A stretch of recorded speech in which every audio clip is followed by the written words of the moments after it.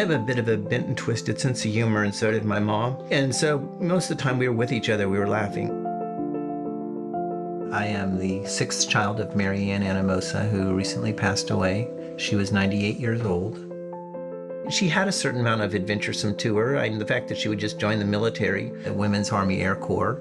And then after my parents' divorce, she bought a little Toyota camper van and traveled all across the United States in a van for 8 months. That's my She was a very positive role model for all of us. And I remember one time when I was in junior high school, she came in and substitute. She didn't want to embarrass me, so she just wrote, "Oh, my name's Mrs. A." And one of the young girls, it was like 8th or 9th grade, came up to me after class one day, and she says, "Paul, you're lucky to have such a wonderfully nice mom."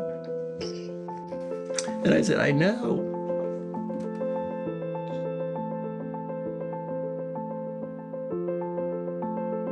She turned 98 on January 15th. At anybody that age, her health was declining slightly. And then she just went through a couple of quantum leaps of deterioration in her somewhat physical health and mental health. The HMO that she was using wanted to just keep doing more tests, more drugs, more tests, more drugs. She goes, "Why are we doing this? This is stupid. I don't want my life prolonged." My mother died on Collabria Care Services, so I was very familiar with the work that they did and how they were there for me when I needed them. And when Mary Ann, who had always been very outspoken about how she had had a wonderful life, she had done many things, she'd had 9 kids, and she was ready to go. And I thought, okay, maybe it's time we talk to Collabria Care. At the very first visit, they asked if she had had military service, and they go, "Oh, we brought you a coin just to say thank you for your service," which it was really nice, and it's a little memento. She's my second female World War II veteran, and I always want our combat vets and veterans to really know that they're loved and appreciated. So I got these coins, just thanking them. She was a sweetheart. She was fiercely independent. I remember walking in one day, she was in the bathroom, had given herself a shower alone. So I just said, "Can I help you?" She's like, "I knew I shouldn't have took a shower by myself." I said, "Well, let's just get it together and, let's see what we can do." And that's what I do with my patients. I watch a lot and see where I can come in and support.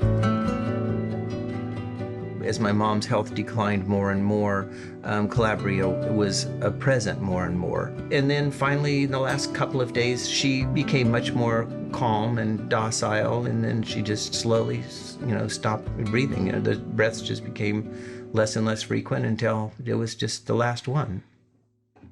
Very peaceful death. I think that grieving is a journey. It comes in waves. There's times where you feel like you're being held down and so heavy with grief, but then there's times that it'll just kind of ebb and flow. I think grieving is a very important part of healing. There's no instant grieving. That's just not how it works, and I think everybody needs to be allowed to grieve however they grieve. When you think about hospice, you think of dying. And it's like, but there's more to it. We're there to help. We're there to be with you. I want to thank you, Chief. Thank you very much. My patients teach me how to help others. At the end of the day, it's the human component. That connection and that love in that moment is what I think is the most healing, because you can't say anything to take their pain away. You can't do anything to get rid of their illness. You just have to show up and then be open and just see what happens, I came to Collabria because they took care of 6 of my family members. I don't know how my family would have got through. I don't know how other families could do it alone. It's too painful. It's too hard.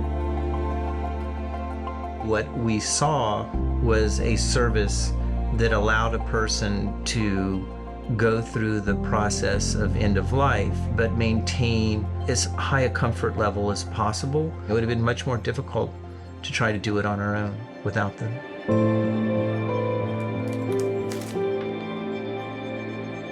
We have these wonderful memories of her, that those memories continue in our lives until we finally perish, and life goes on. And It's been doing that way for, a long time.